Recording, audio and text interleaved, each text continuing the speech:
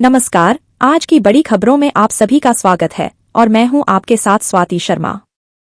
प्रधानमंत्री नरेंद्र मोदी ने हाल ही में 2 दिवसीय अमेरिका यात्रा की, जहां उन्होंने कई महत्वपूर्ण मुद्दों पर बात की।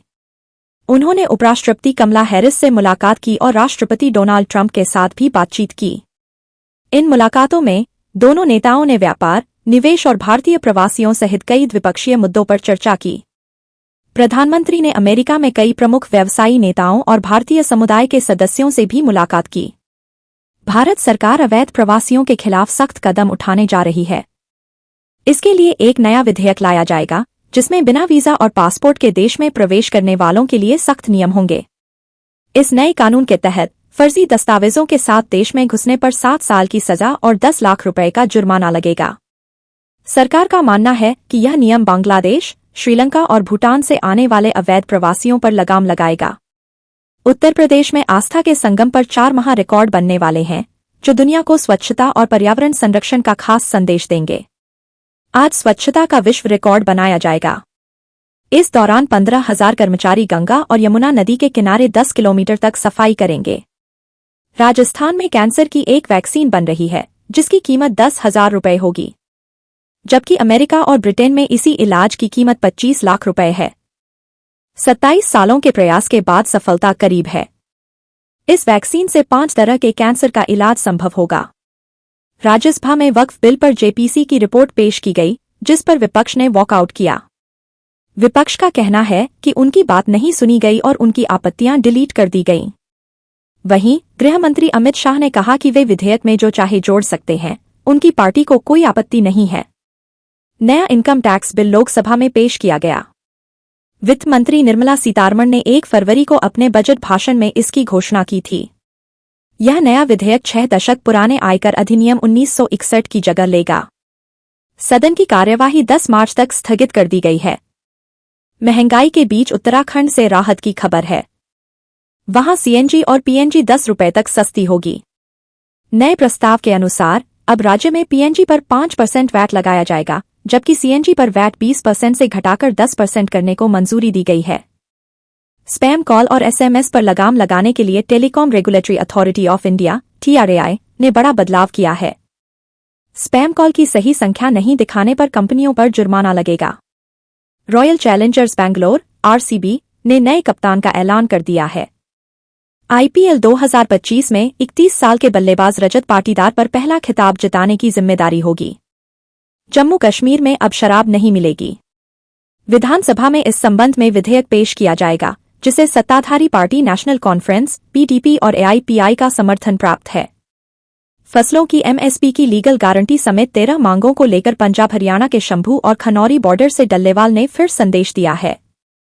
उन्होंने अन्य किसानों से आंदोलन को मजबूत करने की अपील की है, ताकि देश के युवाओं को रोजगार देने में मदद मिल सके। सड़क अवसंरचना विकास।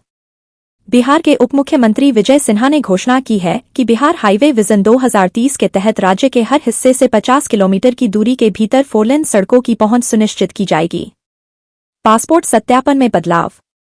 बिहार ने पासपोर्ट सत्यापन प्रक्रिया में नई प्रणाली लागू की है, जिसके तहत अपराध एवं अपराधी ट्रैकिंग नेटवर्क एवं सिस्टम (CCTNS) के माध्यम से पुलिस सत्यापन किया जाएगा। इस कदम का लक्ष्य पारदर्शिता और दक्षता बढ़ाना है। दिल्ली में राजनीतिक घटनाक्रम। हरियाणा की रेखा गुप्ता दिल्ली के मुख्यमंत्री पद की दौड़ में है। वह कॉलेज के समय से RSS से जुड़ी रही है। अगर वह मुख्यमंत्री बनती हैं, तो वह बीजेपी शासित राज्यों में एकमात्र महिला मुख्यमंत्री होंगी। आम आदमी पार्टी (आप) ने भाजपा पर विभाजन और मुख्यमंत्री पद पर फैसला लेने में असमर्थ होने का आरोप लगाया है। RSS का नया दिल्ली कार्यालय। राष्ट्रीय स्वयंसेवक संघ (RSS) ने दिल्ली में केशवकुंज में एक नया कार्यालय भवन बनाया है। 3.75 एकड़ में फैला यह कॉम्प्लेक्स 150 करोड़ रुपए की लागत से बनाया गया है और इसमें 12 मंजिला 3 टावर, 300 कमरे, एक पुस्तकालय और एक अस्पताल है। पीएम सूर्य घर मुफ्त बिजली योजना। पीएम सूर्य घर मुफ्त बिजली योजना के तहत मुफ्त बिजली प्रदान करने का लाभ 8.46 लाख घरों को मिला है। इस योजना के तहत घरों को 300 यूनिट तक मुफ्त बिजली दी जाती है। वक्फ बोर्ड जेपीसी रिपोर्ट पर विवाद। राज्यसभा में वक्फ बोर्ड पर संयुक्त संसदीय समिति (जेपीसी) की रिपोर्ट पर विवाद हो रहा है। कांग्रेस अध्यक्ष मल्लिकार्जुन खड़गे ने रिपोर्ट को फर्जी बताकर खारिज कर दिया है। आप सांसद संजय सिंह ने सरकार पर वक्फ की जमीन पर कब्जा करने और भविष्य में गुरुद्वारों, चर्चों और मंदिरों की जमीनों पर कब्जा करने के लिए एक विधेयक पेश करने का आरोप लगाया है। एमईएम चीफ असदुद्दीन ओवैसी ने भी वक्फ बिल पर सरकार पर निशाना साधा है। जम्मू और कश्मीर में संघर्ष विराम उल्लंघन। पाकिस्तान ने जम्मू और कश्मीर में संघर्ष विराम का उल्लंघन किया, जिसका भारतीय सेना ने मुंहतोड़ जवाब दिया और बड़ी संख्या में पाकिस्तानी सैनिकों को हताहत किया। इंडिया गठबंधन में दरार। दिल्ली में आम आदमी पार्टी आप की हार के बाद इंडिया गठबंधन में मतभेद पैदा हो गए हैं। शिवसेना यूबीटी ने शरद पवार से सियासी घमासान मचा दिया है, जो गठबंधन के भीतर तनाव का संकेत देते हैं।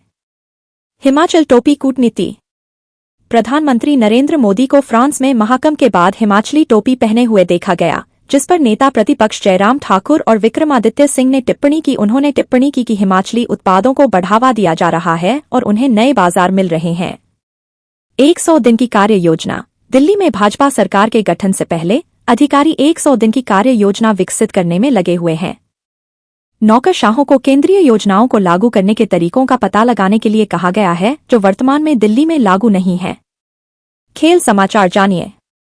विराट कोहली रिकॉर्ड। विराट कोहली ने एशिया में 16,000 रन पूरे किए और इंग्लैंड के खिलाफ शीर्ष भारतीय स्कोरर बन गए। भारत ने लगातार 10 वनडे में टॉस हारने का भी रिकॉर्ड बनाया।